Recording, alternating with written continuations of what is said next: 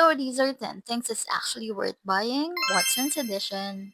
So first is the Megan Peel of Mask with charcoal and niacinamide. It's for my stress skin. Number 2 is the Dermaid Whitening Booster Serum. It's for my dark spot and my uneven looking skin. Number 3 is the Dermaid Ceramide Body Wash. It's for my sensitive skin. Number 4 is the Cathy Doll L-Glutathione Magic Cream and then SPF 50 na siya. Number 5 is the Hair Fix Beat Purple Brush Shampoo. Perfect siya dito sa colored hair ko. So for number 6 is the Hair Fix Frizzy Away Wax Stick. Perfect siya for my baby hair para walang mga nakatayo-tayo na baby hair. So number 7 is the Hair Fix Miracle Volume Powder Fixer. Perfect naman siya pang flatten ng hair para hindi masyadong.